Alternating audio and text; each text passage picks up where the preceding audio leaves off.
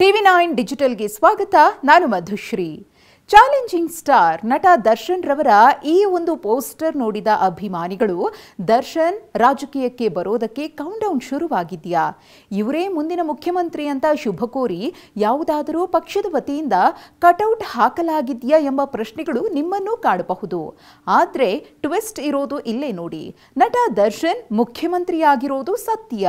ಆದರೆ ಇದು ರಿಯಲ್ ಲೈಫ್ನ ಸುದ್ದಿ ಏನಲ್ಲ.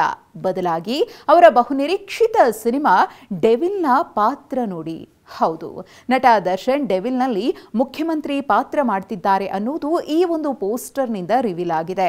ಸದ್ಯ ಡೆವಿಲ್ ಚಿತ್ರತಂಡ 4ನೇ ಹಂತದ ಚಿತ್ರೀಕರಣದಲ್ಲಿ ಬ್ಯುಸಿಯಾಗಿದ್ದು ಬೆಂಗಳೂರಿನಲ್ಲೇ ಶೂಟಿಂಗ್ ನಡೀತಾ ಇದೆ. ಇನ್ನು ಚಿತ್ರೀಕರಣದ ಕೆಲ ಫೋಟೋಗಳು ಲೀಕ್ ಆಗಿವೆ. ಆ ಲೀಕ್ ಆಗಿರುವ ಫೋಟೋಗಳ ಪೈಕಿ ಈ ಕಟೌಟ್ನ ಫೋಟೋ ಸಖತ್ ವೈರಲ್ ಆಗ್ತಿದೆ.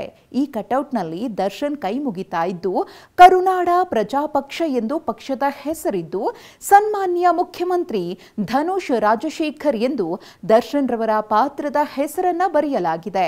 ಇನ್ನು ಈ ಫೋಟೋವನ್ನ ಚಿತ್ರತಂಡ ಹಂಚಿಕೊಂಡಿಲ್ಲ. ಶೂಟಿಂಗ್ ಸೆಟ್ನಿಂದಲೇ ಯಾರೋ ಈ ಫೋಟೋಗಳನ್ನ ಹಂಚಿಕೊಂಡಿದ್ದಾರೆ ಎಂಬ ಮಾಹಿತಿ ಸಿಕ್ಕಿದೆ.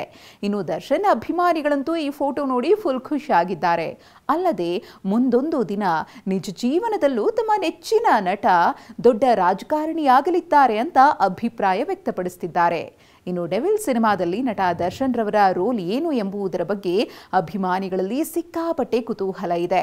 ಯಾಕಂದ್ರೆ ಈ ಹಿಂದೆ ರಿಲೀಸ್ ಆದ ಟೀಸರ್ನಲ್ಲಿ ಡೆವಿಲ್ ಅಂತ ಗಹಗಹಿಸಿ ನಕ್ಕಿದ್ದ ನಟ ದರ್ಶನ್ ರವರದ್ದು ವಿಲನ್ ಶೇಡ್ ಪಾತ್ರ ಇರಬಹುದು ಎನ್ನಲಾಗ್ತಿತ್ತು. ಆದ್ರೆ ಈಗ ಲೀಕ್ ಆಗಿರುವಂತಹ ಈ ಫೋಟೋ ನೋಡಿದ್ರೆ ಸಿನಿಮಾದಲ್ಲಿ ರಾಜಕೀಯದ ಕಥಾ ಹಂದರವೂ ಇದೆ ಎಂಬುದು ಗೊತ್ತಾಗಿದ್ದು ಸಿನಿಮಾದ ಮೇಲಿನ ನಿರೀಕ್ಷೆ ಮತ್ತಷ್ಟು ಹೆಚ್ಚಾಗಿದೆ. ಸದ್ಯ ರೇಣುಕಾಸ್ವಾಮಿ ಕೊಲೆ ಪ್ರಕರಣದಲ್ಲಿ ರೆಗ್ಯುಲರ್ ಬೇಲ್ ಪಡೆದು ರಿಲೀಫ್ ಅನ್ನ ಪಡೆದಿರುವ ನಟ ದರ್ಶನ್ ಆದಷ್ಟು ಬೇಗ ಡೆವಿಲ್ ಸಿನಿಮಾದ ಶೂಟಿಂಗ್ ಅನ್ನ ಮುಗಿಸಿ ಅಭಿಮಾನಿಗಳ ಮುಂದೆ ಬರುವುದಕ್ಕೆ ರೆಡಿ ಆಗ್ತಿದ್ದಾರೆ.